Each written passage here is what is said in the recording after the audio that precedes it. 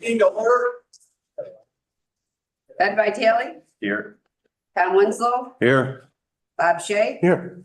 Aileen McNabb Coleman, Present. Hans Petcher, Here. Mark Straw, Here. Heidi Nightingale, Present. Elaine Daly, Here. Deputy DeVito, Yes. Brian Muldrow, Here. Jonathan Hannon. Present. At this time, I'd like to recognize legislator McNabb Coleman. I would like to make a statement. Thank you. I know we have a couple people to remember here this evening, but I wanted to make a comment. I'd like to take a moment to ask that we remember Amy Pine in our prayers. Amy's husband, Ryan Pine, has served the county in many capacities, including serving as chair of the Cayuga County Economic Development Agency. He's participated on other boards as well as countywide interview committees. I would like us to please pray for Ryan, his young family of 4 children, as well as their extended families, friends, colleagues, neighbors, teachers, and coaches. The Pine family has openly shared their journey with a rare cancer diagnosis, and this community responded in an immeasurable way. So on behalf of the county, I wish to extend our heartfelt condolences. At this time, let's stand for the pledge of allegiance. Pledge allegiance to the flag of the United States of America and to the republic for which it stands, one nation, under God, indivisible, with liberty and justice for all. Moment of prayer.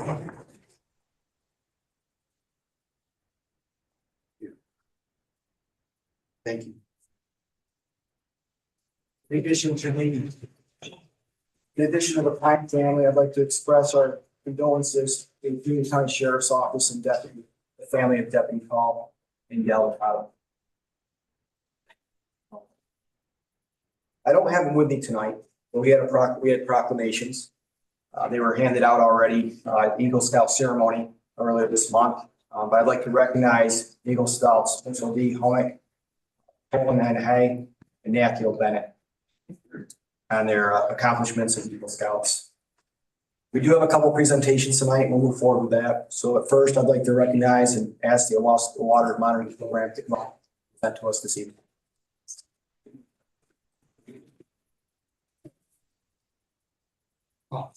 Moved it. I know. Good evening. Yep. Sorry. Okay, super. Well, good evening. My name is Lisa Kleckner, and I'm the director of the Finger Lakes Institute at Hobart and William Smith Colleges. And I'm here tonight just giving an update on the buoy program that we've been running on the last couple of years. Next slide. This presentation will have 3 parts. First will be just a quick overview of what the buoy is, what it does. The second, a few graphs and data. Finally, we're going to show a little bit of our data portal, which is where the public can access the information. And before I get started in the formal presentation itself, I just wanted to thank you for your continued support for funding our work over the last decade. Professor John Halfman initiated this work, and upon his retirement, we at the Finger Lakes Institute continue to operate the buoy. And we're immensely grateful to all of you, to the watershed residents, to Cayuga County, and also to the Emerson Foundation for the funding of this work over time. Next, please. So as you know, we are based at Hobart and Williams Colleges, and at the Finger Lakes Institute, we strive to provide actionable scientific analysis for the region. We do this through research, education, and professional development opportunities, not only for our students in campus, but also for the Finger Lakes community members and residents. Next, please. So over the last 2 years, Cayuga County has provided funding directly to the Finger Lakes Institute. And these funds support the deployment of the buoy, including biweekly field visits and calibration checks, as well as troubleshooting and data management. And as a reminder, the buoy is located in one of the deepest parts of Owasco Lake. The depth is about 150 feet there. And Owasco Lake has one of the highest ratios of watershed area to surface area. And the implication of this is that what happens in the watershed has a tremendous impact on the lake. So this is from our public interface. There's the web address, and this is where the data is displayed. Thanks. So just real quick, what is the buoy? If in case you haven't seen it on the lake, picture of our platform, pontoon. Next, there's a little bit of automation. And so we use a sonde, which is this, basically it's a device measured or manufactured in Ohio by Yellow Springs International. That sonde is about 3 feet long. And if you take the black cover off, and you can hit the next one, there's sensors at the end of that sonde. And those sensors measure water quality parameters such as chlorophyll, turbidity, and dissolved oxygen. And there's a wiper that also cleans the sensors twice daily. And so the sonde, and one more. The sonde is connected to the pontoon platform in the lake, and a data control system is used to change the depth of the sonde, which is attached to a winch. So we collect 2 profiles a day. So we collect water quality measurements every 1.5 meters throughout the whole water column. And one of the most important things that we measure with this is temperature. Next slide, please. And this is important because of lake dynamics. For instance, how nutrients are cycled between the upper and bottom layers of the lake and where phytoplankton live. This is all governed by density differences among the layers of the lake. And if something is denser, it means it'll sink to the bottom. So water, I'll give you a little physics lesson here. I know everybody loves water as much as I do, but water is at its most dense at 4 degrees C or about 39 degrees Fahrenheit. Ice is colder, so it floats. So basically really cold water sinks to the bottom. And then when water gets warmed by the sun, it starts to float on these deeper layers. And so the density differences between these layers mean that the surface and the bottom layers really don't mix often. And it really takes until the fall again, when we get more cooling, once it cools off, that lake becomes isothermal. And then this whole layer thing has everything to do with where the nutrients and the oxygen are found in the water column. This in turn impacts where phytoplankton grow and where different fish species live and at what depth you can find them if you like to fish for them. Next, please.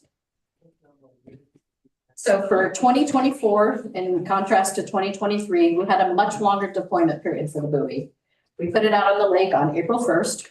Which is a full month earlier than 2023. And we kept it out later into almost Thanksgiving. So pretty much through November. Next.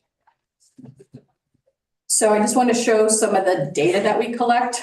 And instead of showing you numbers, I'm going to show you visualizations of the data. So on the left side of this graph is the y-axis, and that's the depth of the water of the lake. So the top of this graph is actually the surface of the lake. So, and as you go down, you have the depth to about 45 meters. If you go across the bottom, so the x-axis, that's the date or time. So you can see it goes from April until November, and then the colors are actually the temperature represented. So we can see that as we get warmer weather, and certainly it's not like that today, but hopefully we're getting there. You can start to see distinct temperature layers forming in the lake. And that's represented by the, yellow and red yellow and red temperatures. And, that warm area extends to about 30 to 40 feet down. Actually, can you hit a couple of arrows? I had some, so that's the depth, that's the time, and then the next piece is the temperature. Oops, go back one more place. So again, these top layers do not easily exchange materials such as nutrients with the blue areas until we get turnover in the fall. And then I just want to point out really early in April, which is the left side of the graph, you can see that basically it's the same color from top to bottom. So that means the lake was isothermal and super well mixed. And so we're trying to get more information about when the stratification sets up, how long it stays, because that influences how the materials exchange. And then as we went into the late fall, we almost got not quite, because we had to take it out because of just yeah. So here's a graph of chlorophyll. And what this is basically a measure of phytoplankton. It's a proxy for how much algae there is in the lake. And the productivity of phytoplankton is driven by nutrients, by light, and by temperature. So in addition, temperature where, we saw that there were, we saw that it was isothermal. The increases in chlorophyll are represented here by these yellow and kind of orangish colors. If there's no color, then there's not really any chlorophyll measured at those depths. So as we can see, there's a small pulse of chlorophyll A in May, followed by, the highest levels of phytoplankton production are actually in June, and it goes down to a depth of about 20 to 30 feet. And then we go through the summer, we start to see other pulses of primary productivity in July and August. And those are, if you have your slides with you, the legislators have these, but you can start to see pulses in July and August. And then when we get to September, unfortunately, it was a pretty bad harmful algal bloom month for most of the Finger Lakes. And you can see the primary productivity at the surface of the lake for a pretty extended period in September. So this is what we're studying year over year and trying to get a handle on when these changes are happening and what they're related to. And so on the next one, this is just talking, the graph on the lower left is dissolved oxygen. So, if you think of fish need oxygen to survive. When things respire, they, use up oxygen. But the good thing is when phytoplankton do grow, they do produce oxygen. And so, it's using carbon dioxide and water, it's producing sugars or starches and oxygen. And that's the base of the food web. And you can start to see in basically, later in the summer, like in July, you get that blue area formed that the dissolved oxygen is going lower because of all of the productivity that's happened and it can't exchange completely throughout the water column, but it's still oxygenated. And that's really, really important for Owasco Lake and the Finger Lakes. So the oxygen level's just fine offshore, but putting these things together certainly help us understand about, what's happening with the organisms and how it's impacting the water quality of the lake. Next. So the last thing I want to end with is some longer term data. This is 10 years of temperature data, and this is looking at surface water. And there's 4 panels here. There's 6, which is June, 7 is July, 8 is August, and 9 is September. And there's basically trend lines that are showing what's been happening over the last decade at the surface. And what's interesting is we're seeing in June that there's been about, it's about a 2 degrees Celsius or about a 3 to 4 degree Fahrenheit increase in that surface water temperature. What's also interesting, it's also in July, not quite as dramatic, but then we're also seeing decreases in that same lake surface water temperature in both August and September. And this is where having the buoy deployed, that we can start to understand what these longer term changes are, what climate change, and how it's affecting things like harmful algal blooms.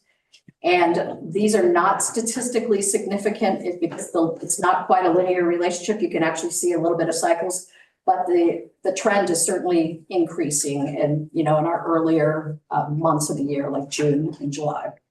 Next, please. So finally, I just want to touch very briefly on the data portal that we've developed. We've been adding data sets, John Hackman's nutrient data, other data sets that Aula has given us on stream waters, and we also have the data here. So this is hosted by us, and anybody can go in and look at the data and also see some of the visualizations. Next slide.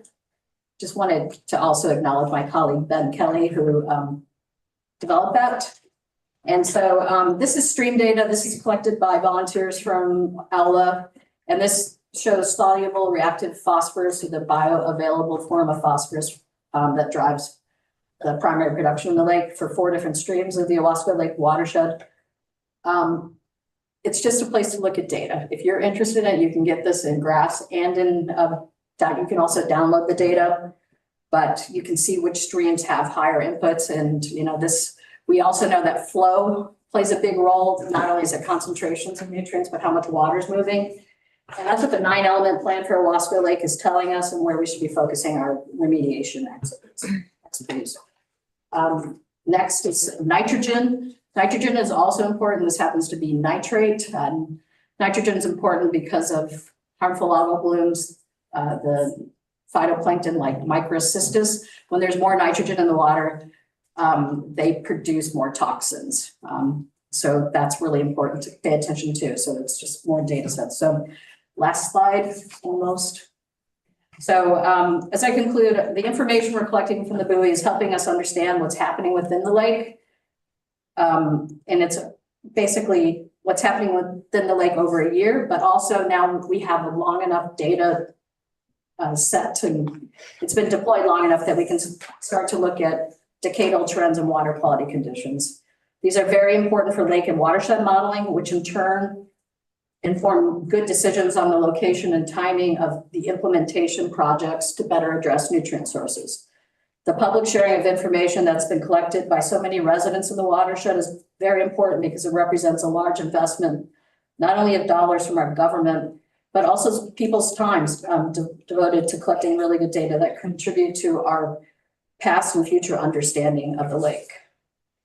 I just would like, next slide, I'd just like to acknowledge my colleagues at the Finger Lakes Institute who focus on watershed management, K through 12, education, harmful algal blooms.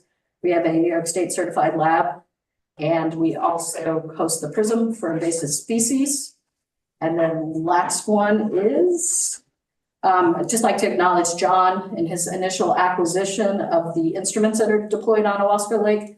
This program is in good hands with us at the Finger Lakes Institute as we continue to build our data analysis infrastructure so we can better understand lake changes and the implications for the health of Owasco Lake. So thank you for your time and financial support. Thank you. Any questions? Anyone have questions? The website that you can go to look at data, does that go back for the 10 years, all the way back? At this point, it has just the last couple of years of data, but we are in the process of adding, because we had to switch websites. So, Thank you. yes, but the water quality data for the last 10 plus years are up there. Thank you. I don't even know how to phrase this question, but you're looking at the changes to the lake in terms of temperature and the columns, and you want to know that because you can do something to mitigate that, or you can better understand what's happening within the lake, just to know. But we're still looking at nitrogen and phosphorus as some of the key indicators in addition to these things. that are contributing to what's happening? Yes, that's actually it. And so the layers dictate how much, when things like algae die, they settle to the bottom. So if you look at the upper layers of the lake as the summer grows, because that's where all the phytoplankton are growing. In the upper, Right, Mhm. because of the light and the temperature, they will use up all the nutrients. So we're very, interested on when those nutrients get brought back up into those upper layers. because the more nutrients at the upper layers, the more risk of the That's harmful algal blooms. Exactly. But are you seeing an increase in phosphorus and nitrogen loading into the lake, or that's not what this is measuring? That's not what this is measuring. That's a different program and the state runs that. Okay, So they, they're published every year in the Citizen Science Lake Assessment Program. And so we run the program. That's what we are contracted. but you're trying to determine what are the effects, what changes within the lake itself that you're Correct. trying to measure? Right. And when the stratifications, when the layers set up, how long they stay, Uh-huh. how they get disturbed through either storm events. And, there are some daily, basically waves that go through and we can see those with the data. I didn't go into. No, I understand, but you're going to use this to better understand? Yes, this is basically setting the frame for the lake. It Okay, helps us understand everything about the metabolism of the lake, all the activities that are happening. Okay. Anybody else?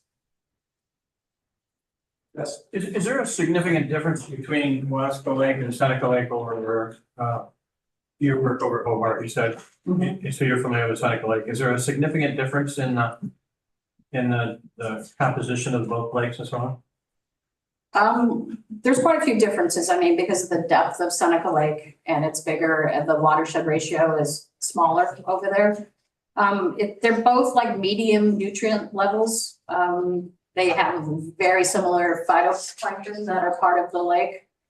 But just the scale of the lake and how long water stays in Seneca Lake, there's a much longer residence time, Wasco Lake, because it just has a shorter residence time, so molecules of water move through the system more quickly. So there's definitely, as a scientist, right, these Finger Lakes are a scientist's dream because you have so many different lake conditions and watershed conditions that you can compare. So all the lakes are different, but they're also systemically seeing floodings across the board. I noticed this week that you've got a large $70 million I wish we did, yes. the college contribution from Melly Foundation.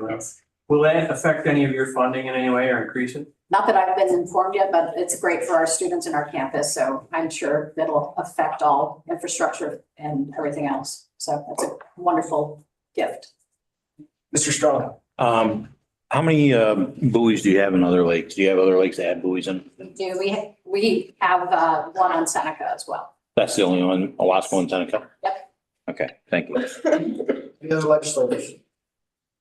Other legislators? All right, thank you, Doc. Okay, thank you.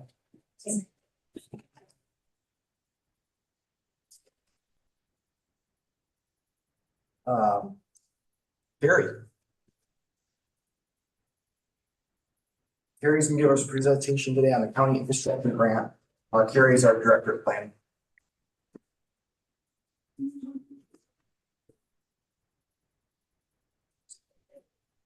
That's right, Jenny. So, All right, while Amanda's pulling the presentation up for me, yes, hi, everyone. Your Director of Planning, Gary Floger. With me tonight, I have Jenny Haynes, who's the Assistant City Manager for the City of Auburn.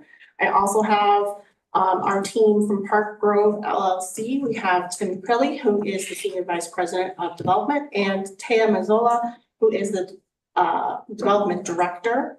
I'm going to go through relatively quickly what the heck this grant is, what's in for, why we're applying for it, some of the high-level highlights of the project being proposed, and then I'm going to turn it over to the development team to give you some more details and information. Okay. Thanks. Oh, did I go too many? Yeah, that's okay. I'm not that fast. So this is a grant that is brand new, and it is just for county governments.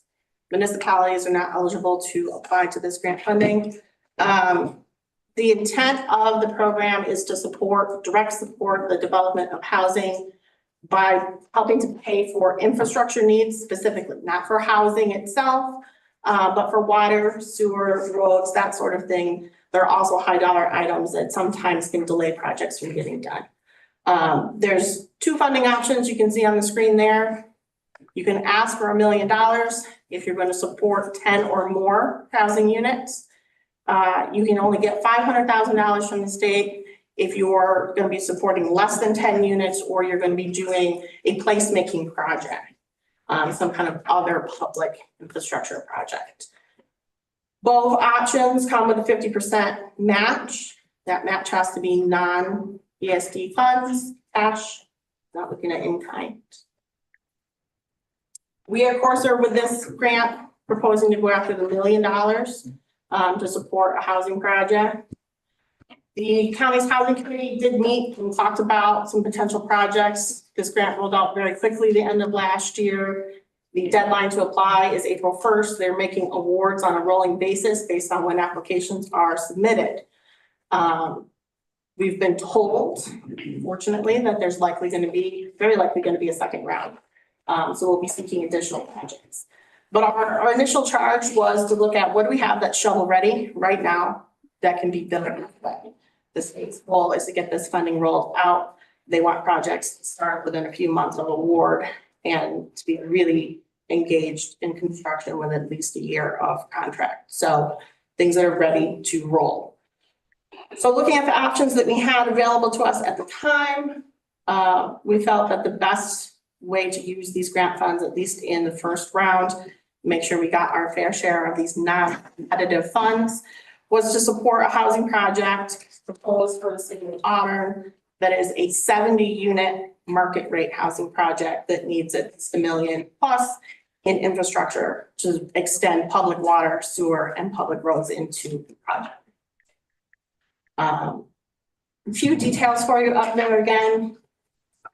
This is market rate housing. Developers are targeting approximate average $100,000 median income for the residents that be moving in here. So think of young professionals, young families, the businesses at the hospital in Newport and some of our other expanding industries have been looking for housing for their employees in this market. You guys hopefully are familiar with Park Grove. I'll show you in a few minutes. They just did that gorgeous new cancer center over at the Auburn Hospital. So what's the county on the hook for? The county is responsible for submitting the grant application. We are going to act as the applicant. However, we have an agreement with the developers that the application fee, $250, will be reimbursed to us from the developer. Developer is also reimbursing all of my time to actually physically write the grant application and get it submitted. So at the end of the day, there's going to be a zero net cost to the county for submitting this grant application. And we'll also be able to re-grant the award to the city of Auburn. They will take care of all grant management, project oversight, and making sure everything is done to a high standard and meets the state's requirements. So side slide here just for a second. One of the categories that is available for this funding is placemaking. So a project that we did consider was supporting the Doble Island Bridge on the plumbing side, that replacement. I know Doug has mentioned to this body several times that we need to get that done in order to support the playground and an eventual possible amphitheater. That's a $2 million project. We would only be eligible for $500,000 through the grant program, which requires a 50% match, leaving us $1 million gap. So I have met with Doug and his staff and my staff, and we put our heads together, and there are a couple other grant programs that we're going to go after. The biggest one that you see there on the slide is the Northern Border Regional Commission. We're eligible for a full $2 million grant. That application will be due soon. The Planning Committee of the Legislature gave Doug authorization to start the pre-application process. He will be bringing you a resolution next month to actually authorize to know that grant application. The grant comes with a 20% match. He does have capital H funds to cover that match. But even better news is we've gotten word that there will definitely be, or most definitely be, a second round of funding for this county infrastructure grant program, because not all the counties have applied. So we're gonna go after another $500,000 to support that bridge. And with the match requirements from Northern Border and ESD for the county infrastructure grant, we can use them against each other to offset the required match for both grant applications. So at the end of the day, we will hopefully have zero to very little actual county funds needing to be used out of the capital H program to replace that bridge. So staff and I are continuing to work with Doug and his staff, get all those materials together and ready to get those submitted when we have the chance. All right, back to this application. Again, 70 market rate, townhome style apartments. There's going to be some public amenities. This is being proposed over adjacent to Bluefield Manor. The developers let us know these are high quality product. We'll have some examples in a minute of where they've done this very similar type of development. This is not subsidized. There is no other state funding. There's no HUD funding. There's no anything involved. This is a $23 million project. We're seeking $1 million to support just the water, sewer, road infrastructure. The developer's paying everything else. There's a few demographics on the screen there for you to give you the estimated rate ranges as provided by Park Road. Again, these are higher end market rate apartments. And with that, I'm going to turn it over to Tim and Taya to tell you a little bit more about Park Road and specifics about this project, and then we'll be here to answer any questions. Thanks, Carrie, and thank you everyone for taking time tonight. Just a little bit about Park Road. I apologize, my name is Tim Curley. A little bit about Park Road. We develop, own, and manage real estate in Western New York. We're long-term investors. You know, we are in it for the long haul. A lot of the projects that we do are community development projects. And you know what that is at the end of the day, they're really community partnerships that we spend a lot of time and energy on. This project, we approached the City of Auburn administration, probably say 3 years ago, to try to find a site that would be best fit for additional housing, very high quality housing. So just a little bit about us. Can continue through the slides.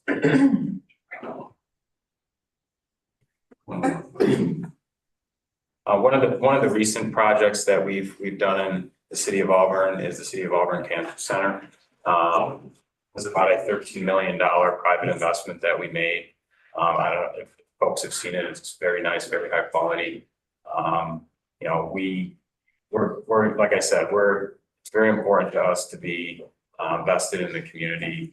And, you know, a great thing that came out of this is spending time with Jenny and the mayor and talking about different opportunities where we could see, you know, some additional high quality housing. Because, you know, fact of the matter is, we go to a lot of meetings, we meet with a lot of employers, significant employers in different areas of Rochester, Ithaca, Corning, other areas of upstate New York. One of the important things that they tell us is we need high quality housing to continue to grow and to invest. And that's kind of the word that we got from Jenny and her staff in the City of Auburn. You know, there's great employers in the area like Newport, the hospital that want to continue to grow and expand. Do so, then, you know, an important factor is that high quality housing.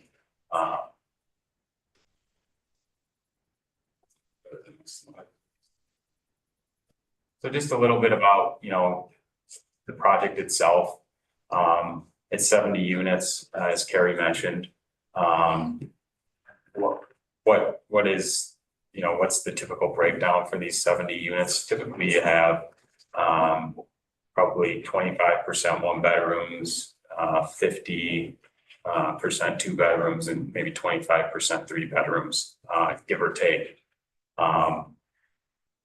The site itself is adjacent to the Bluefield Manor in the city of Auburn.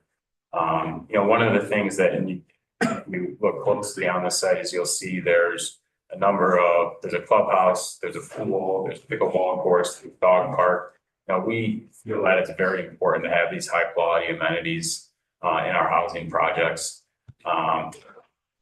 This type of project, and then we'll get to the kind of the elevations of the buildings and the interiors and the level of finish. We've built before in Rochester, we built it in Ithaca, we built it in Dryden. It's been very successful. We have very high occupancy rates. I'll get into a few of the amenities of the project. Just a thing to note, and the reason why we're going after this grant is just the high infrastructure costs. There's no sewer or water mains around the site. The costs are about $2.5 million for those infrastructure costs, the roads, site lighting and whatnot. So it's a significant cost.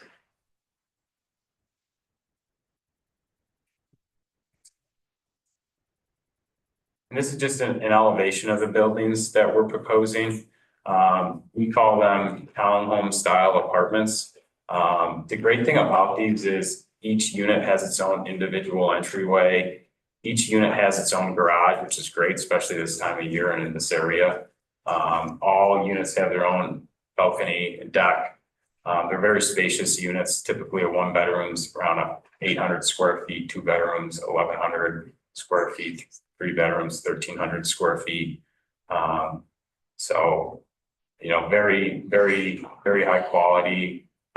If you go to the next slide, you can kind of see the level of fit and finish in these. LVT flooring, stainless steel appliances, quartz countertops, soft close cabinetry. It's very, very high quality, very nice stuff. We think it's important that, the best stuff is in these sorts of developments, and that's what everyone is paying for at the end of the day. Just some more exterior images of the buildings. These buildings, the exteriors and also the interiors change from time to time. I mean, if you look at the first project that we've done, very similar unit buildings, we've improved them over time. So we're always looking to try to improve, to get better, to provide a higher level of detail or finish for the living experience of the tenants. And these are just some images of what would be community amenities for the residents. Pool, workout, exercise room, typically have a dog spa.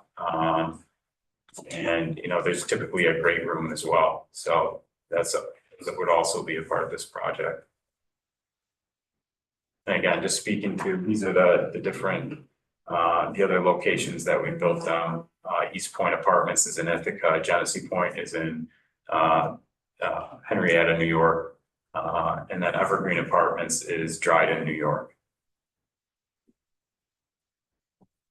And this just lists, and I can have my colleague Tim talk through these, but this just lists some economic benefits that we're foreseen for that would impact the county and the area. And I think a lot of this discussion that we've had with the city of Auburn is, we feel that if there's a great demand for this, and we feel that some of that demand is driven by the investments that Micron is making, and we see residents potentially that are working at Micron living here.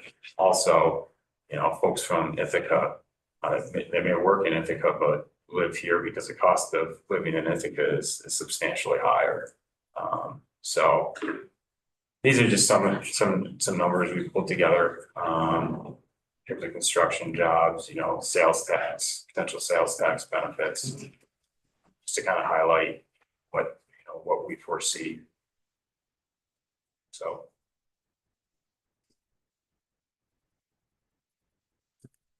That's really it.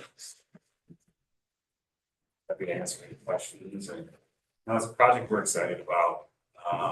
It's kind of been a long time coming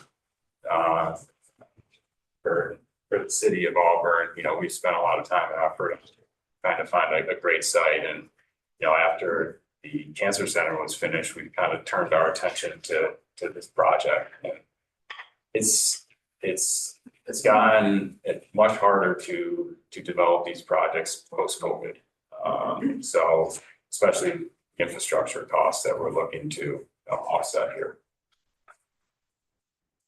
Mr. Strong, you had a question? Yeah, on if this project goes forward, your construction crews, are they local hires or do you have your own company? We typically try to work to maintain best efforts for local labor to the best we can. So our general contractor would work to try to find as many subcontractors within the area to meet the local labor requirements. Thank you. Any other legislators? I have one question. One is, I'm very excited about this, by the way. I've been following it. There's nothing about anything particular. Is this a gated community? I just want to know, is there a gate or is it just open access to We're the? not planning to make it a gated. All right, I just a general question. I didn't see that, so I assume so. Yeah, the Tim and his staff have been searching and working with the city to find a city-owned site. So again, putting it back on the tax roll. But what they liked about this site with Bluefield is that it's going to be an intergenerational community, right? So it's going to act as one community. The public spaces and outdoor amenities that they'll have. They've talked about wanting to make available to the residents over at Bluefield so that you'll have a mix of the senior housing complex with these families and new professionals. Yes. My comment is for Carrie, about the funding. Excited about the project. Of course, I'm for more housing. We all know that that's an issue. I am happy to know now that there's another round of funding. Because, we should take advantage, obviously, of money that comes to the county for county projects. So I will be interested in following that, moving forward. So, Yes, and Chairman and I talked very briefly at the end of today. Staff and I will prepare a formal call for proposals countywide to see if we can get another one of these types of grants also for some of our towns or villages outside the city. And of course, we'll take advantage of whatever we can to double up on funding to get the bridge project and stuff done and reduce county use of funds. Well, that was a nice act this week. It became aware this is a priority for the governor. She's actually going to delegate another $50 million towards the same project for this new budget again. It was made aware to us that they're actually a nice act this week saying, guys, pay attention, because it's my understanding what they communicated to us is that really we're one of the few counties that apply for this round. And there'll be so much money left over. There will be a second round. So we will have those opportunities, and then there'll be another round again. Housing is now a priority for the governor, and I expect to see more housing money coming down the pipe. With that said, Carrie and I did have a conversation today about this. And as she just alluded to, I informed her that I'd like the next project to be a county project if we have a shovel-ready project. Right now, we don't. The timeframe is limited, and this is a great project. I think it's a great opportunity for economic development, bringing people to our community. And the fact that we found, I also challenged her to find other funding, and they worked creatively. So, and her and Doug have come up with these other grants, and I think it's a great opportunity to find further funding for the bridges. I think it's a win-win on all portions. Well, I get, real quick, I just want also a comment that this is for my district that desperately needs a boost in the economy and area. This is, I'm very happy, and I'm actually very happy where the location is. I think that's key. It's on the west end, so how we have zones, and it's in the better part of the west end. However, those people will spread out throughout the west end. And so I want to thank everybody. I didn't know about it and I've been secretly looking at it. I didn't know the county would actually be involved, so I'm just glad to be a part of it. And one of our favorite things about this whole program is that ESD is letting the counties re-grant the awards, either to another municipality or directly to the developer. So depending on what comes across for the next round 3, however many rounds we have, we'll look at that and see if we're, to just do the legwork and re-grant it off to somebody else. Any other legislators? Carrie, yes. Thank you so much. Thank you. Thank you. Any- Sorry, Jenna. On behalf of Mayor Genatino and the city council and city staff, we just want to thank you for hearing this presentation and for considering the resolution to submit this grant. We are very excited about it. One of the things that has happened very well throughout the county is affordable housing projects to serve folks that are lower moderate income. And one of the things that's really eluded us is finding an opportunity for market rate housing, especially funding for market rate housing. So this is a perfect opportunity for us to do this. Carrie, thank you so much to you, and thank you again for hearing this presentation and considering the resolution. We appreciate it. Thank you.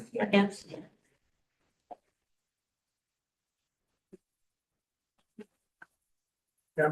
Yes, I have a request for privilege of the floor from Mr. Gilmore. yes.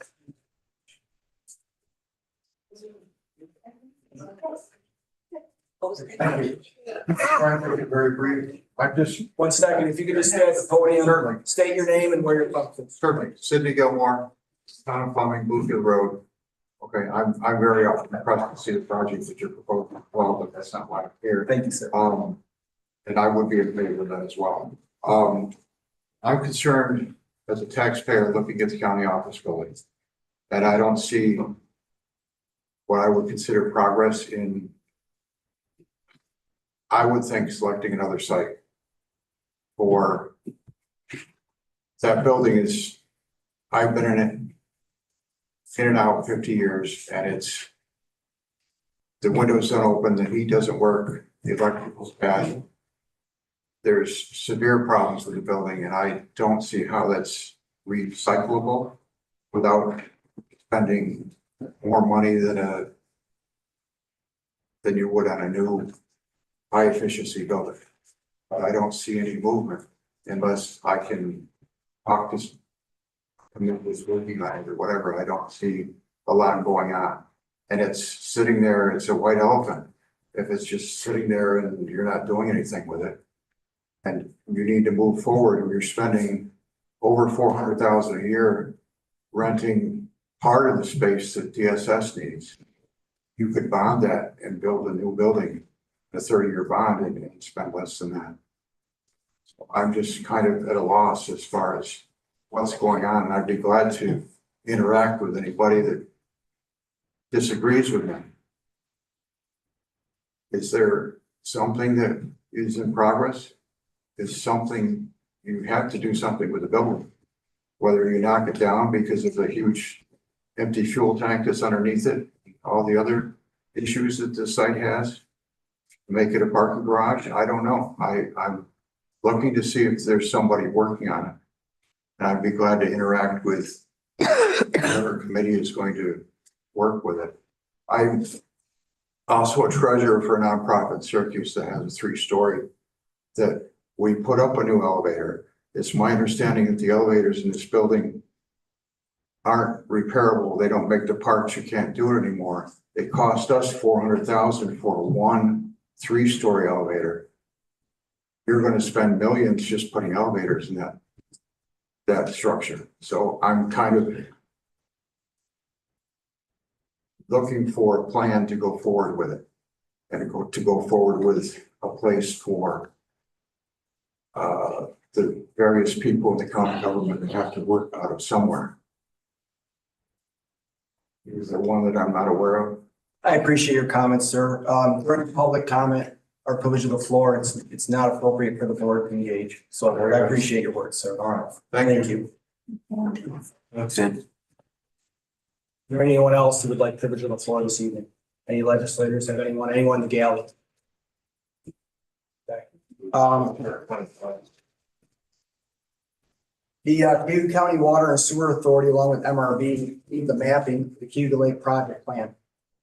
Once the map plan and report are endorsed by CCSW, they'll be asking the legislature for a district, to form a district.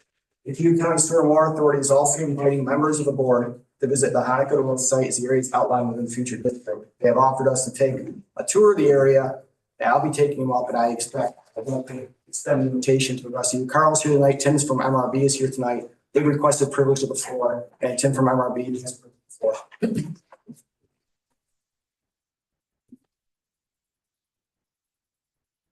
Thank you, Mr. Chairman. I'm Tim Carpenter from MRB Group, an engineer with our firm out of Rochester. First off, thanks to the legislature for hiring us to complete the design of the Hanukkah Road low pressure sewer. We're partway through that and are aiming to complete that by the middle of this year so that we can have great funding applications in place. And I should have started, I'll only take a minute or two, just to give you a couple of bullet points of where we're at.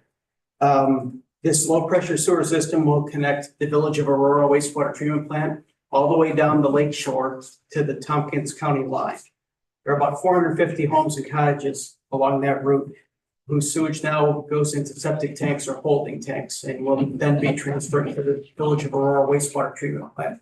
We've met with the village of Aurora, who's having their own trouble with Wells College moving out, and the added flow from our potential project is helpful to them in that it will bring revenue and added flow to the treatment plant. So they're on board with trying to help us keep the project moving.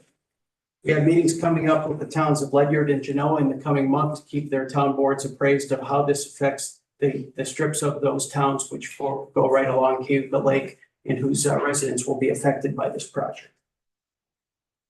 As Chairman said, we have a map plan and report. That's the document needed to form a new sewer district.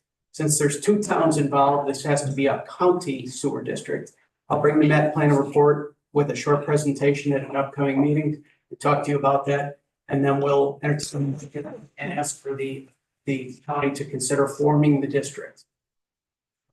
That'll come with a couple of caveats. We need to understand the cost. That's why we're doing the design now and applying for the large grant funding and May application for the state grant funding programs, which fund water and sewer projects. We'll hope for a 40 or 50% grant towards the construction cost, and then see where the project lands economically at that point. And at that point, your group and potential homeowners affected will have a chance to vote on this and decide if it's a cost that they're willing to bear.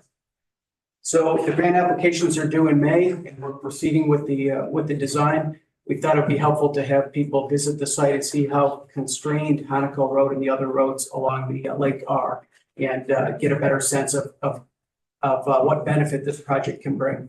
We heard the great Owasco Lake presentation a few minutes ago. Nitrogen and phosphorus going into that lake. The same pollutants are going into Cayuga Lake, and these septic systems and holding tanks are one of the main sources. So if we can get a low pressure sewer in there, it will really reduce the amount of pollutants going into the lake and be a long-term benefit to the project.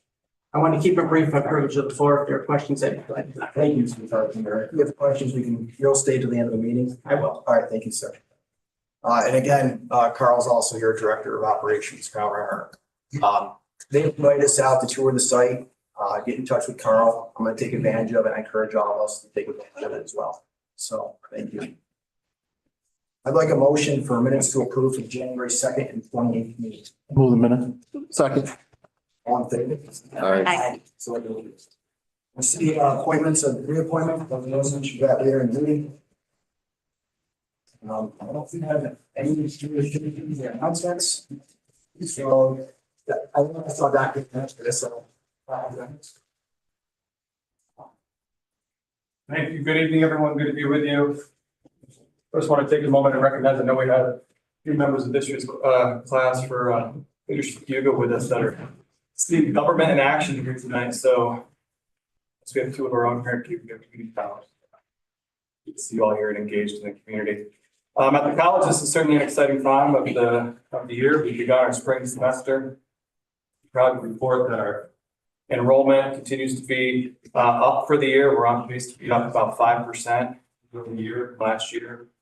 We attribute that to a number of initiatives and supports that we put in place, strategically, retention, our early college efforts, our pathways students, our prison education program, as well as we've been continuing to sort of maximize our offerings, thinking about our target audiences, both in Auburn campus and online, and how we can, provide ease of access to the courses and programs. We're certainly very proud of the work our faculty and staff continue to do to put us in this position. We're, today actually, they've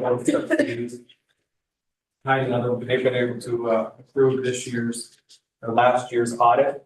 Our audit was presented from our auditors to our finance and audit committee 2 weeks ago, and it was presented without any material findings, and is in essence a clean audit that we're very proud to be able to have approved by our trustees today. Continue to move forward. I want to thank the chair and some of you who were able to join us for our opening of our Workforce Development Center. A great day to celebrate the work of many and the vision of many, to be able to take our next step forward, not only with the opening of a facility that we talked about for years and years, but certainly an opportunity for us to work with our partners in employment and training, Cayuga Works, certainly Remote Corporate Extension of Butte County, and our workforce development team, to be able to occupy this new space in such a grand area, to be able to continue to build programming and opportunities for the community to utilize it in a powerful way. It was very timely for us in college to be able to open up a facility that has not only been a great effort for many, including your support and generous support from other philanthropic groups over the years.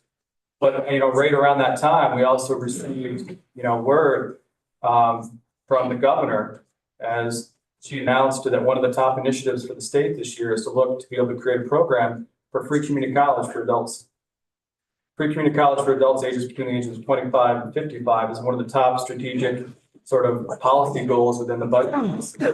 As a community college president, one he dedicated a great deal of his career to the SUNY system. This is something I simply applaud.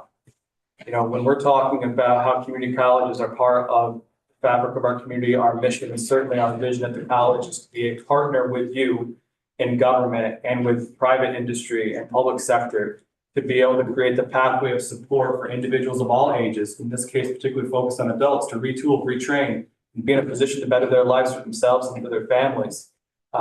This effort and opportunity for finance that the governor and certainly SUNY Chancellor John King have put forth to be able to put in place will be another tool for us, not just as a college to support individual learners and reduce the financial barrier, but as a community to be able to identify the right micro-credentials, certificates, non-credit and credit opportunities for a workforce to help retool and retrain, to then give us as a community an enhanced tool for those individuals that are committed to staying here in our community for decades and generations to come, to be ready for the new and emerging workforce demands that Micron and locally have already existed for decades in healthcare and education and manufacturing and mental health and so on and so forth. So I commend and applaud the governor for this opportunity. We certainly will be supporting you all as legislators, asking for your support in this ambitious agenda.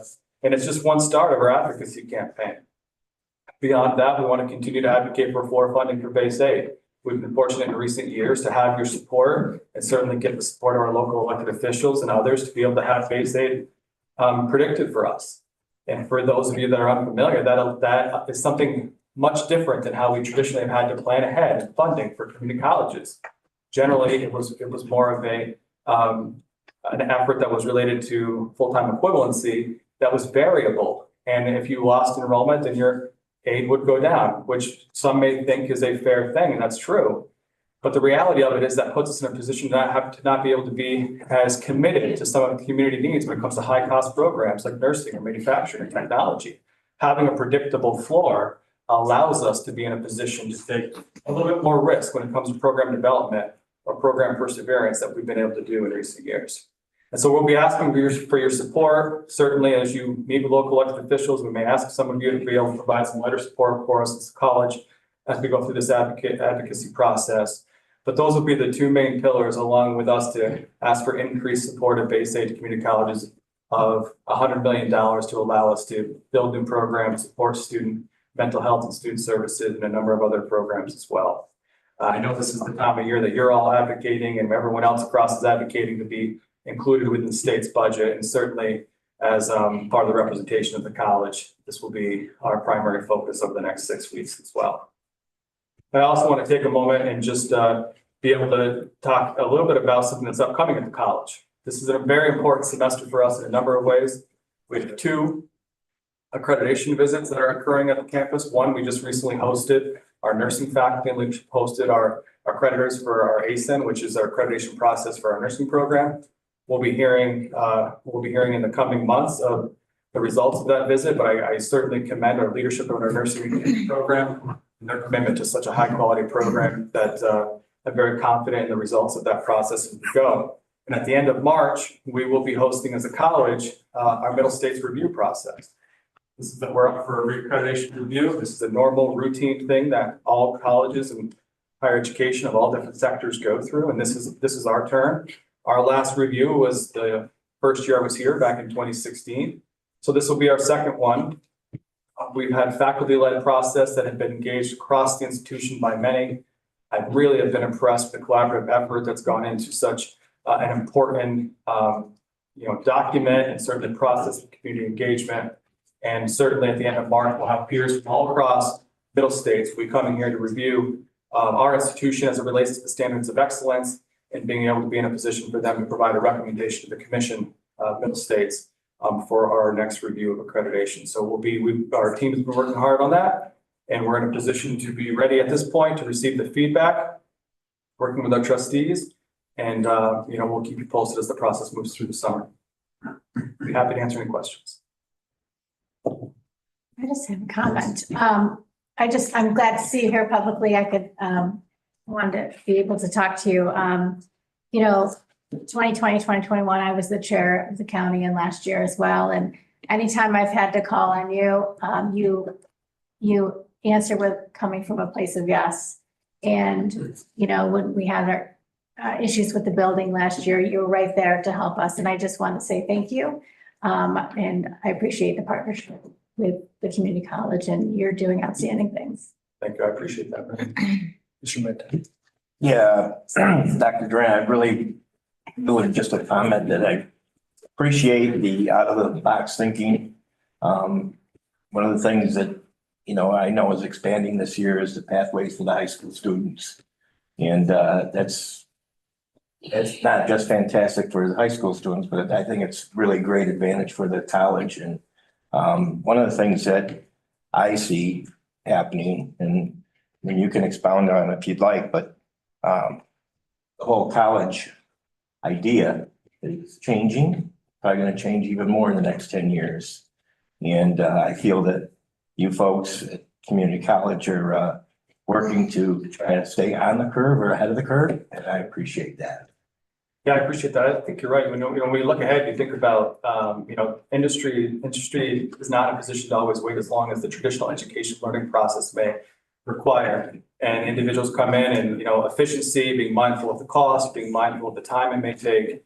I do think that innovations will be required of us. And as long as an employer values whatever training or readiness credential that someone has to put them first in line for interview or first in line for a job consideration, I think that in of itself is going to force a recreation of what traditional education means and what the value of that means. And I think that State University of New York, certainly us as a college, is part of it. We've created a bunch of different sort of shorter term, sometimes 3 classes, sometimes X amount of hours, sometimes this and that, great credentials. If the workforce values it and the workforce puts someone in a position to get that high paying job with it, then that's the exact opportunity that's in front of us for individuals, and certainly one that we're going to be proud to try to create. Anyone else? Dr. Rath, thank you very much. Thank you all. Thank you. Thank you. Committee reports or even the legislative reports. Anybody have anything to share? If not, I'll move into my chair report. So this week, myself and Legislator Shea attended the NISAC conference in Albany. This was their 100th anniversary year. While I was in Albany, I was able to be presented with a poster, and it's up the front today, celebrating every county seal in the state, and it represents our NISAC members. It represents the 100th anniversary. That'll be hanging at 2 State Street, and eventually, when we get back into a county office building or our county office building, it'll be hanging up there as well. New York State has updated the tax code, and something that stuck out to me was the fact that they have passed a law for short-term rentals. which will allow sales tax to be charged on short-term rentals. And unlike the bed tax, the sales tax revenue will come right back to our general fund. So that was good news to hear. While there, they hosted tier 1 training. I was able to attend. And the other thing I took away that just really relates to us is that NISAC continues to work on legislation to relieve counties of the 730 units. And that's been something they've been working on. They have legislation now that they're working on and pending, and they're advocating for, and they hope to get it done this year, which would limit the amount of time we have to hold somebody in our control custody. Our resource team continues to meet, and we're moving forward on our move to 63 Gen and CCC. The contract with CCC has been signed, and we begin to prepare the space for our move. I'm pleased to announce that the planning department will be moving there on Monday from 2 State Street. So they'll be the first ones moving in. They'll be there for a few weeks, and then when IT starts doing their work, they're going to temporarily remote from home for a few days while the IT finishes up and move back into the space. Next month, I plan to announce a timeline for departments to move into their new spaces at CCC and 63 Gen. We are also actively looking for sites for DMV and backup 911. I look forward to sharing more information with the legislature next month regarding this. Our operations team is also working diligently on these projects. In addition, the timeline has been established for the air quality test and the retrieval of items from the first floor, along with retrieval and decontamination of corridor items from floor 2 and 6. This, along with investigation and cause of origin to determine where the vermiculite is coming from, should be complete during the month of March. So we're making progress, and I think that's good news.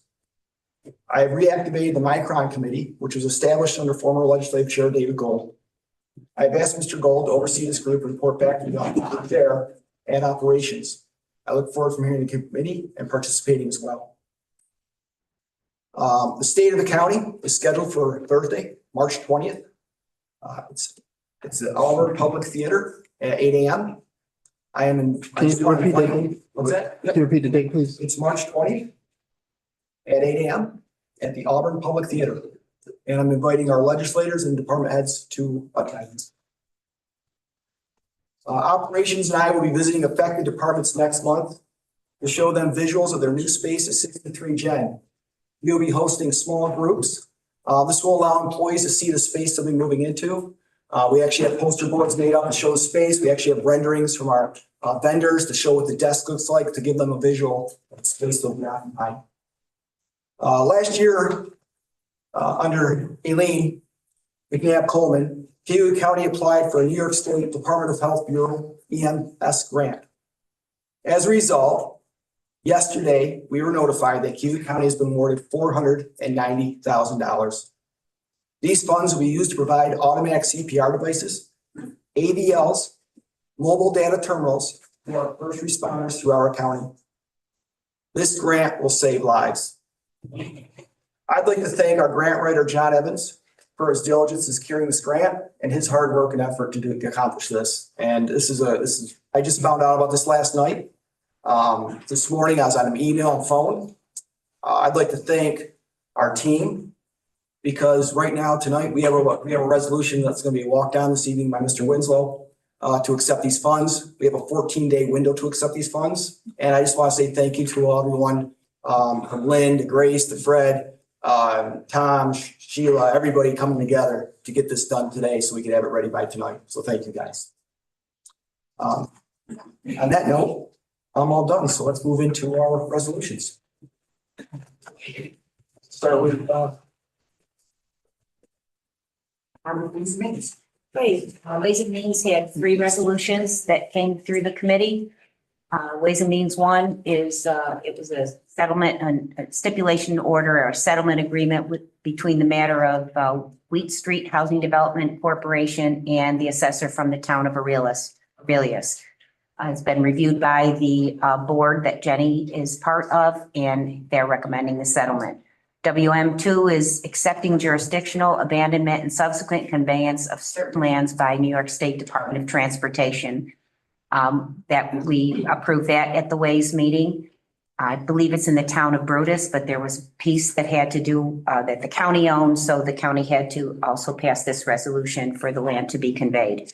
And the third was adopting a resolution to extend the contract with Auctions International, Inc. to provide real property auction services. I'll entertain a motion for WM 1, 2, and 3. I get a motion for the bundle of 1, 2, and 3, I'll move them. Second. first and second. Beat me. Any discussion on the bundle? No discussion, all in favor of the bundle? Aye. Any opposed? Legislator Nightingale, Health and Human Services. Mr. Chair, Health and Human Services had 7 resolutions, all of which passed through committee and through Ways and Means. I'd like to start with bundling HH1, HH3, HH5. Each of these resolutions are resolutions to enter into contract. One with the health, contracting with hearing officers to conduct administrative hearings for Cayuga County Board of Health. Last year, those hearings were at a cost of about $2,000 for the Department of Health. HH3, authorizing the Commissioner of Social Services to enter into a contract with ABC Cayuga for services at play space. Actually, I'd like to separate that out. Sorry. So HH1 and HH5. HH5, authorizing the chair of the legislature and the Commissioner of Social Services to enter into a contract with Cayuga Centers for a provision of respite beds. Can I get a motion on the bundle of 1 and 5? 1 and 5, yes. I'll move that. Second. Second. Any discussion on 1 and 5? No further discussion, all in favor? Aye. So, I'll go back to HH3, wanted to separate that out because there's likely to be an abstention. This is also a authorization to enter into contract. This is with ABC Cayuga for services at play space. These will be monies to provide tuition to families and children whom we serve in our Department of Social Services. Can I get a motion for HH3? Move it. Second. Second. All right, all in favor? Aye. And I know Mr. Winslow, you're. Oh, abstain, yes.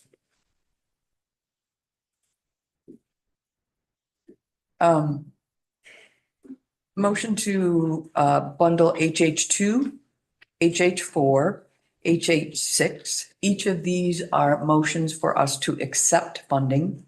HH2 is accepting funding at just over $23,000 from New York State for participation in the Article 6 State Aid Year 12 Performance Incentive Program activities that are completed by the Health Department. I move it. And HH4, if you want any further explanation, it was amended at HHS originally and went through HH and went through Ways and Means just to specifically update that that these that the period of the funding is through June 2025, and it's to accept funds for community living in the form of a grant to enhance adult protective services as a response to COVID. I'll move that if you want a motion for 4. And HH6. Wait, what bundle? She's bundling. Yeah. Okay. I know. I took your lead. I know.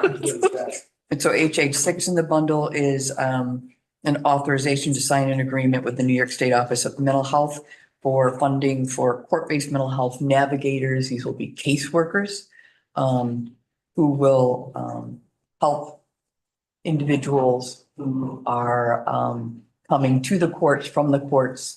So it's really kind of provides a full loop with the work that happens between mental health and our public safety work at the jail, and now a connection to the. Okay, we have 2, 4, and 6 presented in the bundle. Now I'll move it. Yeah, so let's say we're moving one at a time here. Yeah. Any discussion on 2, 4, or 6? No discussion, all in favor? Aye. Any opposed? HH6, Seven. or 7, I'm sorry, is authorization to create and fill Director of Community Services, create and fill a full-time coordinator of substance use initiatives. After the resignation of an employee who had originally come to the county to in this kind of role to oversee one grant. You may remember the Healings Community Grant had moved on in her work to be supervising 3 to 4 different grants. Upon her resignation, as is often the protocol and process, she, the community service director, took the scope of the job to the Civil Services Commission and then to the Personnel Committee, who did indeed approve that there should be a title change to that of community coordinator of substance abuse initiatives, given the fact that things had moved well beyond one grant. They, in fact, at the Community Services Board, I learned that there's 2 more grants that are being written and looked at that all play into these kinds of addiction and mental health related services. Move it. Second, discussion. I have a question. At the bottom, it says this new position will be 100% grant funded and be eliminated when the grant funding expires. Is this a multiple year grant? This isn't somebody we're hiring? Pardon, is it Is it multiple year grant award? This isn't something we're hiring somebody for a year and we only have funding for a year? Is it some award that's continuation or how's that? each grant has specific timeframes, 2 to 4 years typically, and there's multiple that have come through at different times. Now, the rate of 2 or 3 that are being supervised along with 2 or 3 more being applied for. So it isn't a single grant with a 1-year repeating process, or it isn't a single grant that has a particular 3-year run. It's a series of those. All of them are multi-year, however. Any other questions? Further questions? All in favor? Aye. Any opposed? I also wanted to add, just for edification around HH7, we've changed processes for those who work under the new coordinator of substance use initiatives. We've changed that to working with outside contractors. So in these instances of bringing in these grants, we created a protocol of outside contracting so we don't create employees at Cayuga County as a result of bringing these initiatives in. We get the work done, get exciting work done that's been nationally recognized, but we're not creating a workforce as a result. Thank you for the clarification. Legislator Malden. Thank you, Mr. Chairman. We only have one resolution under government ops. GO1 is authorizing execution of a contract with the Robus, hopefully I'm pronouncing that, Electric Inc. for the purchase of a e-poll book and amending the budget for 2025. I move it. A second? All in favor? Aye. Any discussion? Oh, I'm sorry. That's good. It's not snake, so thank you. Thank you. Mr. Kay. Thank you, Mr. Chairman. Planning has 8 resolutions. I'd like to bundle PL 1 through 4, 6, 7, and 8. PL 1 was an executing agreement between the Community Science Institute for the implementation Cayuga Lake monitoring program. PL 2 is executing an agreement between the Community Science Institute for stream monitoring, Cayuga Lake stream monitoring. PL 3 was referred to the full legislature based on the presentation we had tonight. PL 4 is executing an agreement between the Finger Lakes Institute for the Owasco watershed monitoring program. PL 6 is the parking fee policy for Cayuga County Parks. Appeal 7, hiring seasonal staff for the 2025 season for Parks and Trails Department. And PL 8 is authorizing to enter into contract with Tree for vegetation control at Emerson Park. I get a motion for planning 1, 2, 3, 4, 6, 7, and 8 as a bundle. Unless somebody looks on the side, they need it done. Next second. Second. All in favor of 1, 2, 3, 4, 6, 7, 8? Or I should say, any discussion on these? There's a lot there. All right, no discussion. All in favor? Aye. Any opposed? Very well. Thank you. Mr. Chairman, PL 5, I don't know if we can make it a friendly amendment to this, but it needs to be changed. The public hearing date from Tuesday, from the current listed date to March 25th. April 25th. March. You have to do your own amendments if you want April. Mr. Westfall told me April before. Oh, blame the attorney. So, Are we gonna motion and second it and then? yeah. Can I get a motion? What are we doing We're now? doing a friendly amendment to 5? change the last, Yes. the second to last. 5, that's why you omitted it. Yes, the Okay. second to last resolved, all public hearings. You'll see this currently says Thursday, February 27th. That's today. It should say Tuesday, March 25th, 2025. So if there could be amendment to put it on the floor and then, or I'm sorry, a Motion to resolution, put it on- motion to put it on the floor. Okay. Motion to put it on the amendment on the floor? No, the resolution. Motion on the floor? I'll second. And I'll second. All right. I was really trying to avoid it. Now can I get a motion? The amendment? Now can I get a motion for the make the amendment? I'll move it. Second. Okay. We're good. All in favor of the amendment? Aye. All in favor of the resolution as amended? Yes. Aye. Huge. Thanks.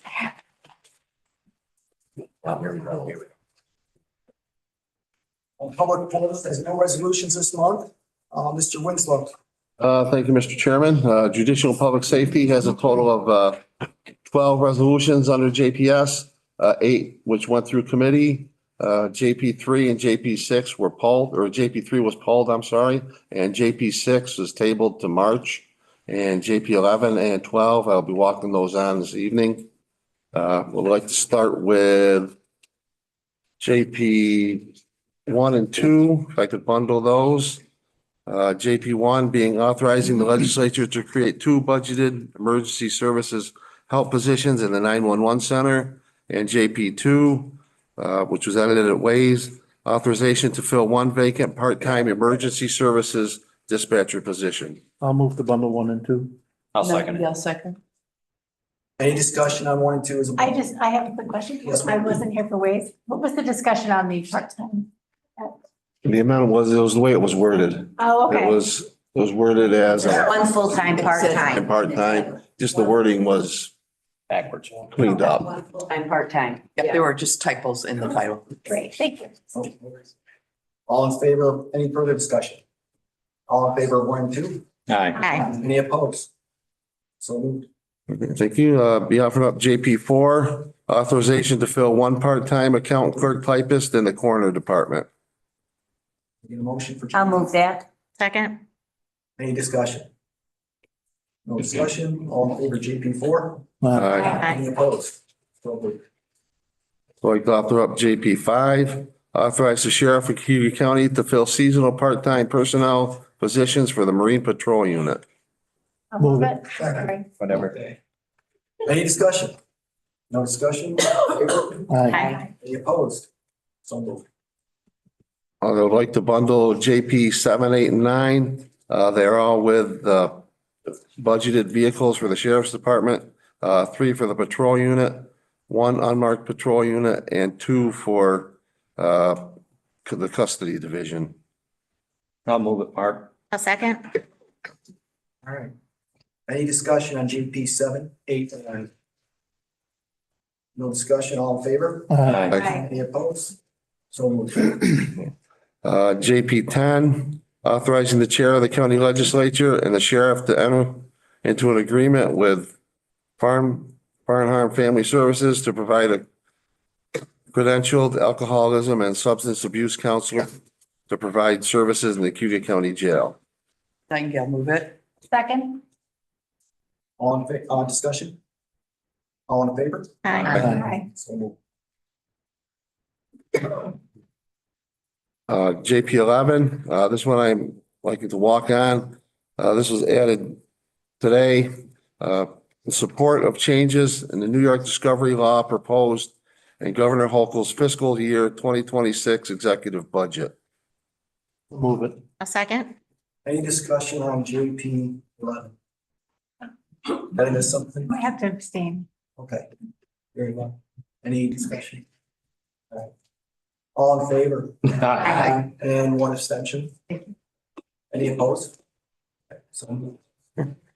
And JP 12, as Chairman Anna stated before, it was a great effort on a lot of people. Especially I too would like to recognize our grant writer for his work on this. It was kind of placed to him. He took the ball and ran with it and was directly as a result of his work. But anyway, this is authorizing the chairperson of the Cayuga County Legislature and Cayuga County Emergency Services Director to accept the New York Department of Health County Emergency Medical Services Support Grant for the purchase of life-saving equipment for county ambulance agencies. Move it. Second. All in favor? Aye. No opposition.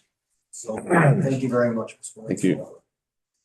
I have a resolution this evening, Ledge 1, authorizing appointments to various boards and agencies. Mr. Chair, Yes, if I could have a few short moments for caucus. yes, you may, sir. Thank you.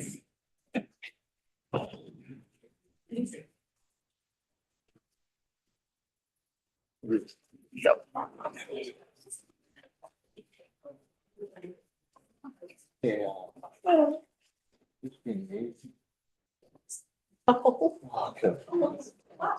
don't know.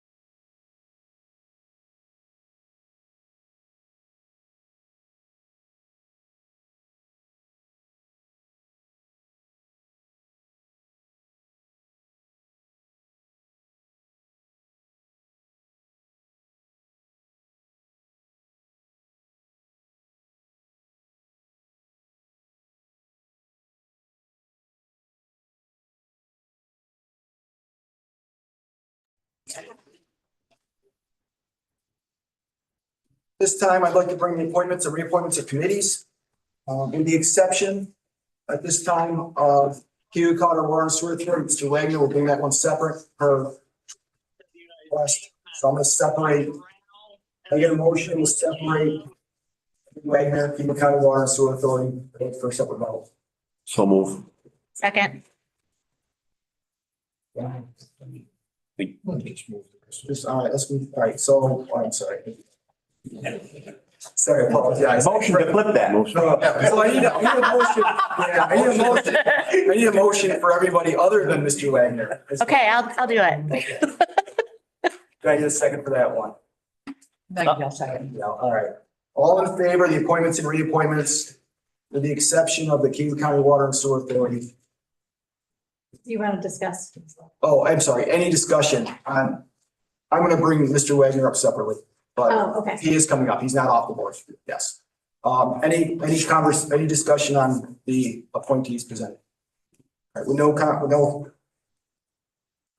no discussion, all in favor? Aye. Anyone opposed? All right, now, Cayuga County Water and Sewer Authority, Mr. Wagner. Can I get a motion to amend to move it? Second. Second, all right, first and a second, discussion. No discussion, all right. I think Mr. Wagner would be a great addition to the Water and Sewer Authority. I think he's doing a lot, done a lot with the town of Wasco. I think it's great. He's replacing me on the board. Prior to my work on the board, there hadn't been anybody from Wasco ever really on this committee, so I think it's a.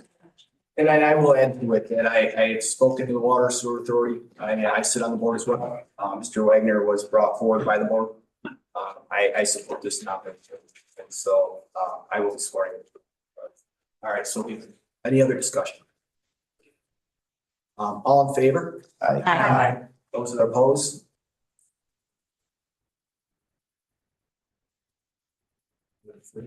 Yep.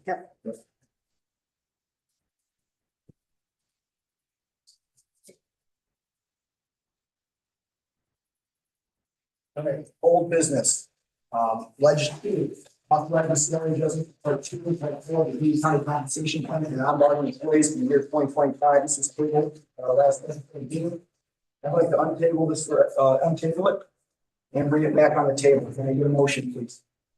Second. All right, I have a first and a second discussion. Yes, ma'am. I think I've made this comment before, I think last month. It appears to me to be business as usual. We are in a very unusual situation in our county. I'm not going to support this because of that reason.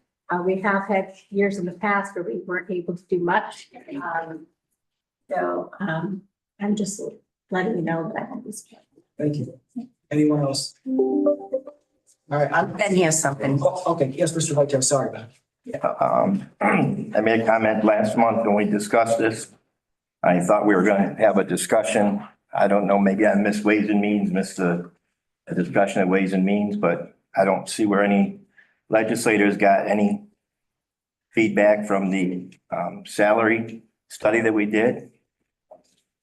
Again, we're laying off people in a normal business world.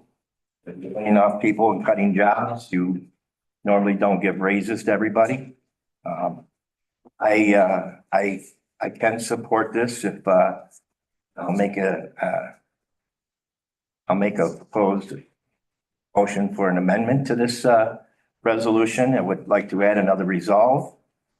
And the resolve would be to delay the effective date 90 days from today and be contingent upon the Cayuga County Legislature taking action by resolution to reduce the current adopted budget by $240,000. That way it makes it no financial impact. We have a motion to amend on the table. Any further? Yes. Yeah, I feel as if, I understand what I need a second. I'll We have a second. motion to amend on the table. I'll second. Oh, I didn't, okay. Sorry. I'll second. We have a second. Now we can have conversation on the motion. Brian, if you want. Yeah, I apologize. Speaking a little bit what Mr. Legislator Vitale just said, it's just, we do got a bit of a county to run and we have to retain certain level of experience. And we just want to be in a competitive market where we can keep some of our people. So I just want to be mindful of that. That's all. I just want to mention that. I guess, my thought is I'm not comfortable tying any increases to one set of employees in this county to the ability of us to reduce the budget by $240,000. There is money in the budget to afford this increase to the non-bargaining group. They would be, I said last month, the only staff that would be not seeing any increases in 2025.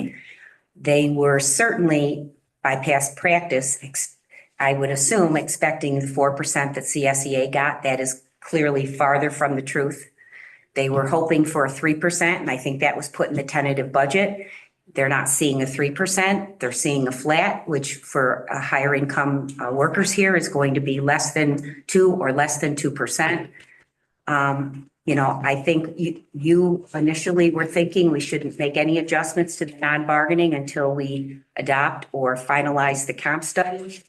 We were told by our HR director that the goal is by September that we would be trying to support that comp study, making adjustments to the non-bargaining where they needed to be made, adopting the new grades that could then be put into effect in 2026. I think to tie this to our budget decrease or to withhold any increases to 70 individuals, I wouldn't support that. And the year they got nothing, my understanding is the year CSEA got nothing as well. So for years, and I'm not saying that's the right thing, they have been looking at getting exactly what CSEA has gotten. And this is, as I said, way farther from the truth than what the CSEA group is getting in 2025. It shows a level of support for some of the work. Maybe they're disappointed with it, but it beats giving them no increase at all. I went into this process, Legislator Daley is correct. I went into this process with the idea that we could look at the study and implement the study. After talking with our budget director, Lynn, and HR, Diane Ferris, I realized that wasn't going to be possible during this year. It's the comp study, from my understanding and what I've been told, it's still, it's basically a guide. You have to go through line by line and take a look at it, and HR and the budget director has to take some time. We did budget $240,000. This legislative body approved $240,000 in last year's budget for pay raises. That was less than what was in the tentative budget that was presented. And we did cut, I believe, $100,000 from the 2024 budget line on salaries from $340 down to $240, if my memory serves correctly. When I looked at this, I tried to do this both fairly and equitably when coming through the budget. The paperwork in front of you, I emailed to you over the weekend to give time for people to talk, speak, to look at it and to get that feedback as well. I have not heard back from anyone. As far as that, I look at Legislator McNabb Coleman had reservations, and she's the only one that really reached out to me negatively about this. With that said, if you look through the packet, you'll see that this actually the total cost of this package would be a flat rate for the non-bargaining, and for our part-time would be a 2% raise. The entire cost for the packet that I proposed at a $2,300 flat would be $220,000. CSTA continues to get raised. The return on equity continues to become an issue. And to not give our employees something, I think is wrong, as well as we do need, like I said, to retain the money.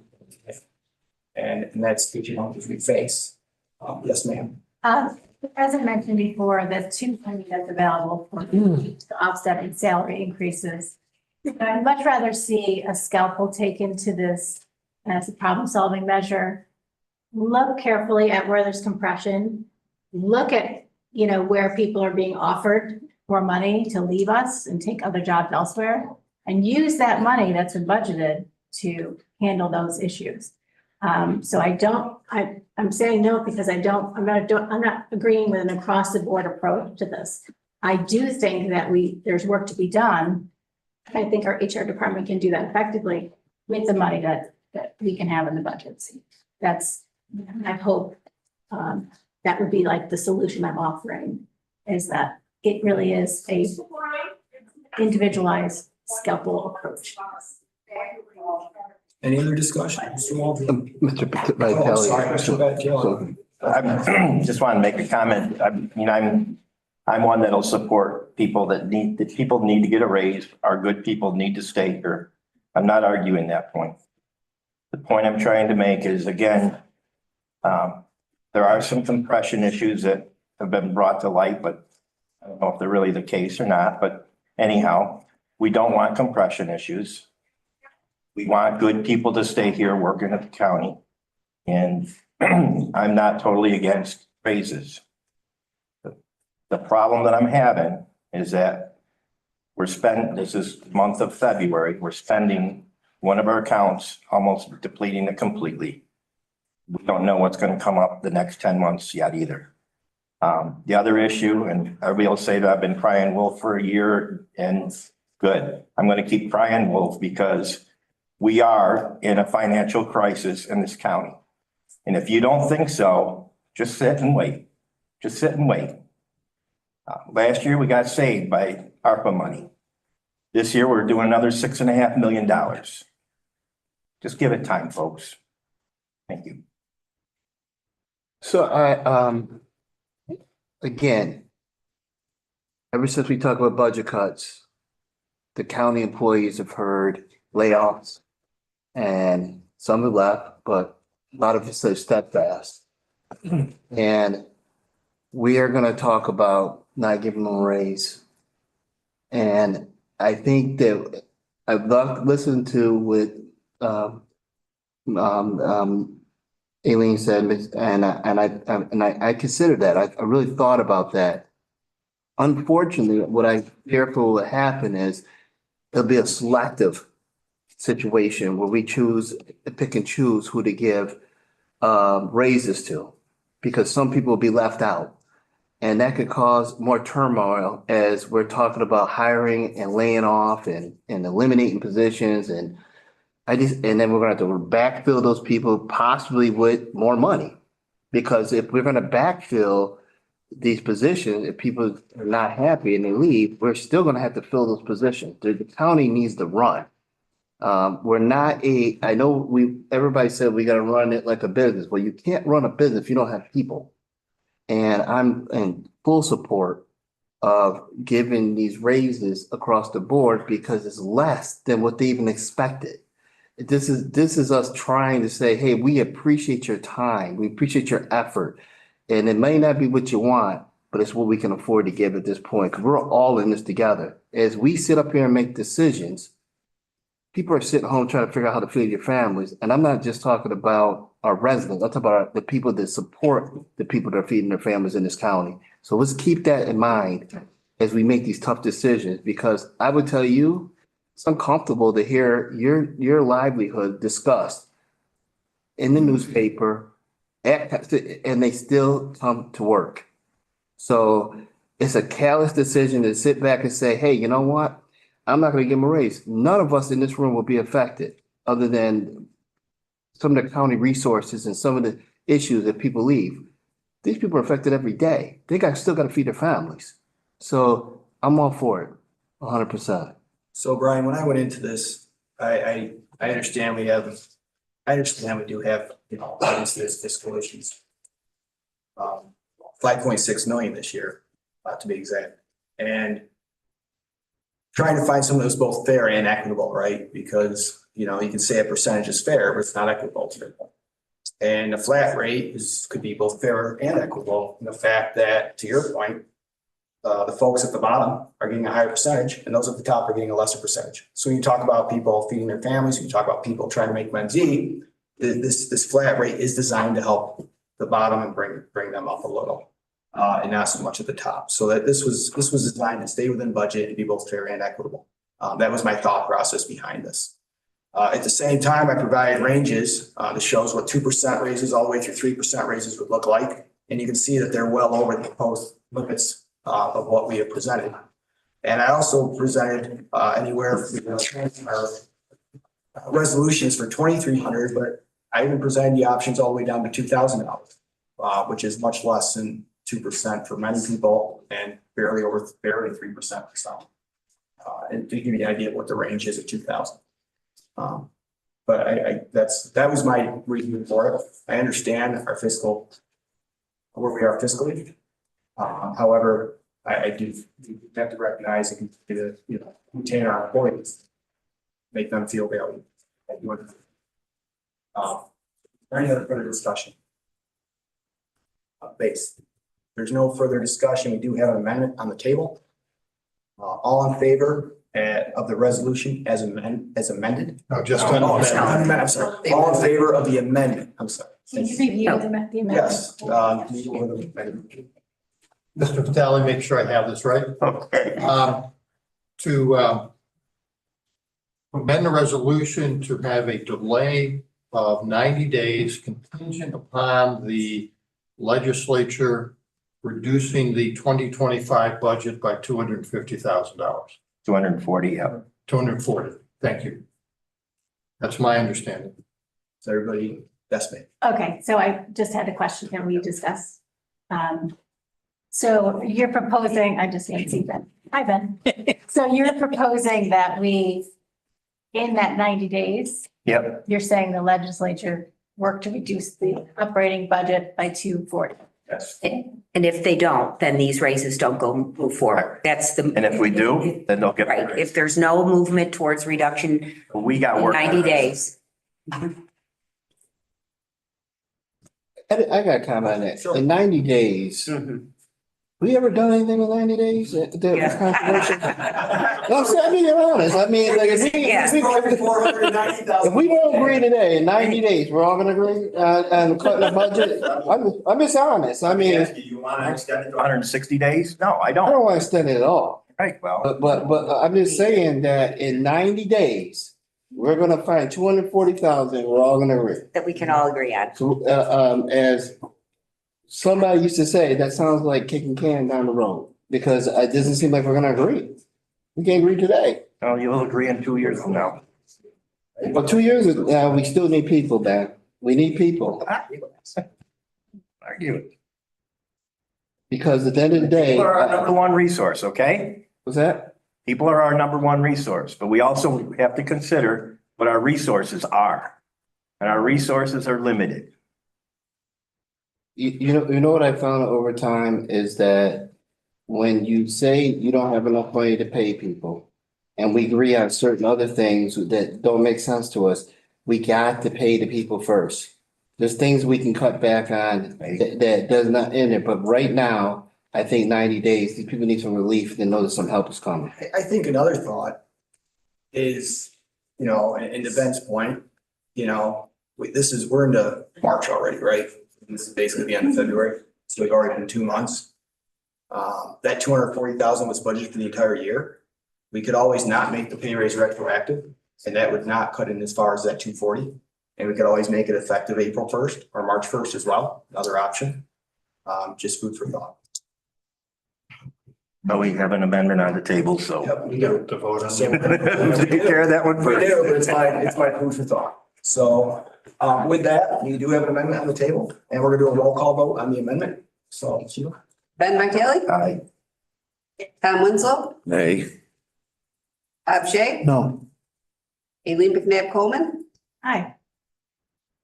Hans Petcher? Aye. Mark Strong? No.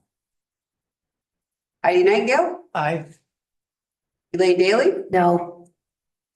Stephanie DeVito? Yes. Brian Muldrow? No, Jonathan Hannah? No. DeVito.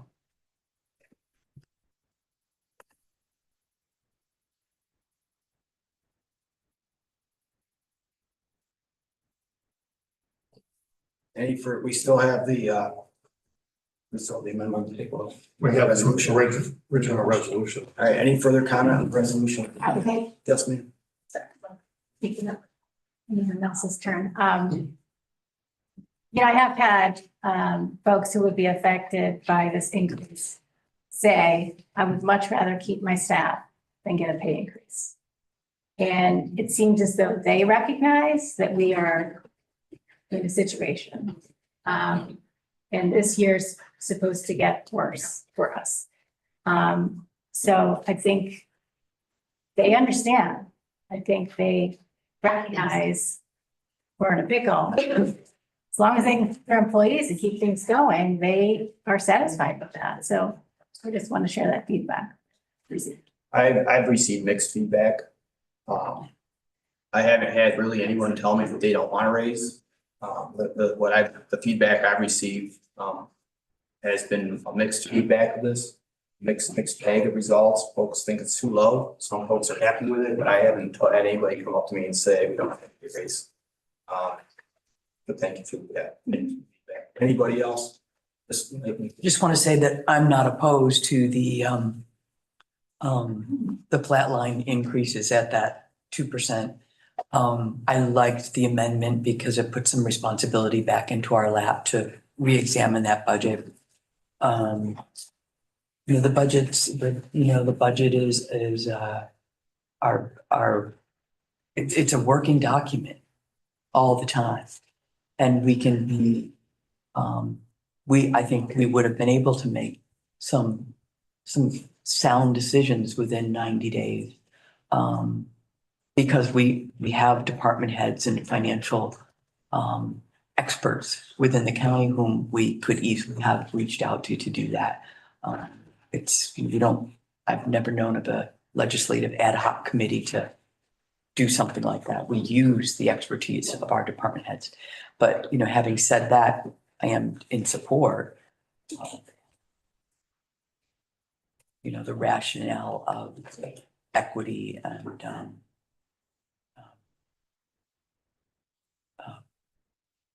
the across the board payment. Any other discussion or amendments that need to be made? I'll be honest, I haven't heard anybody say they didn't want to raise ever. So I don't know,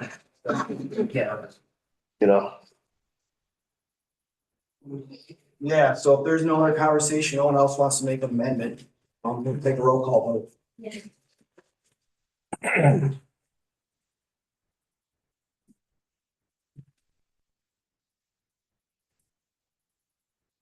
Ben Vitale, No. Tom Wenzel, Yes. Bob Shay, Yes. Elaine McFabb Coleman, No, Hans Petcher, No. Mark Strong, Yes. Heidi Nightingale, Yes. Elaine Daly, Yes. Stephanie DeVito, Yes. Brian Muldrow, yes. Jonathan Anna. Yes. Passed. At this time, I'm gonna call an executive session regarding the financial employment history of a particular proceeding matters to the employment, promotion, discipline, suspension. I'll be concluding after. Any motion, yeah. That's what.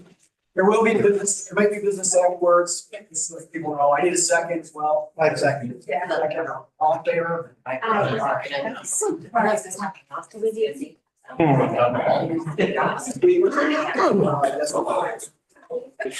Hey.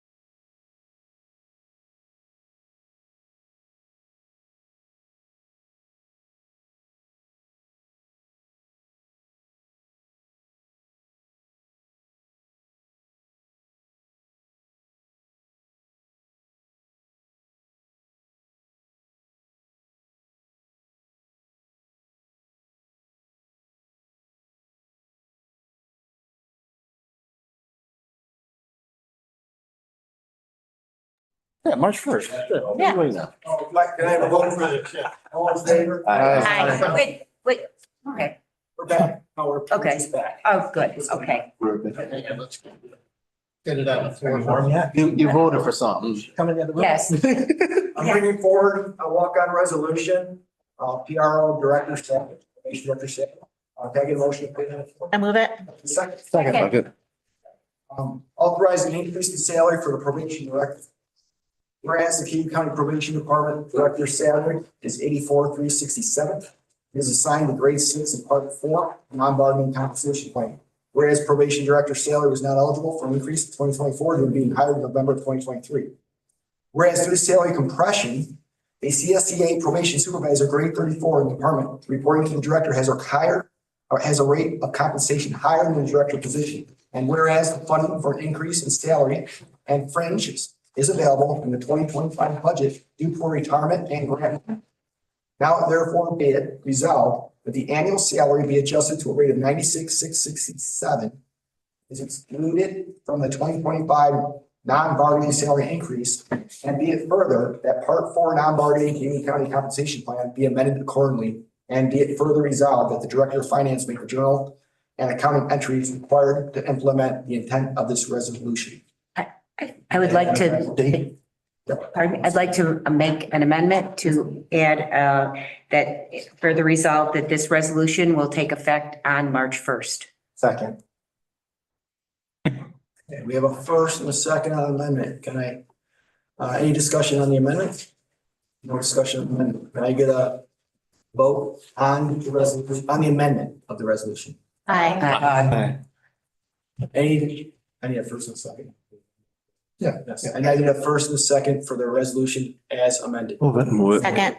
Second, third. Everybody. Potato, potato.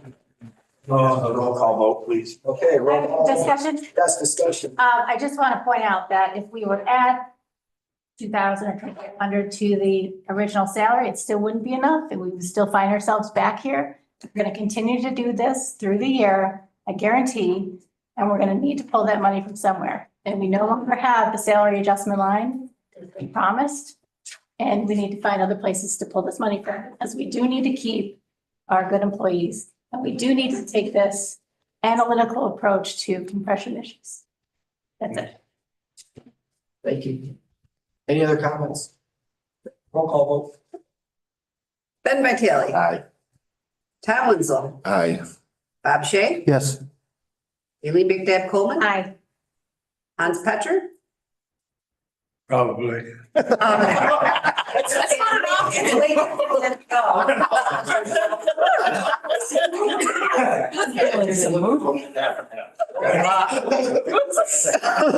yes, half no. Okay, Mark Strong. Yes. Heidi Nightingale. Aye. Elaine Daly. I think so. Aye. Stephanie DeVito. Yes. Brian Muldrow. Yes. Jonathan Deanna. Yes. Wow, it's unanimous. Can I get a motion to Move it. Move it. That was a good one. So Tyra, Pull that one out of your ass, my friend. Before, man. Oh, that's fine. getting you at the house, say yes. Oh, I, trust me, I've got my red pen. I know where we can start. I know what we have to do. It's all the boiling water. I'm gonna come over the table. I think I can run faster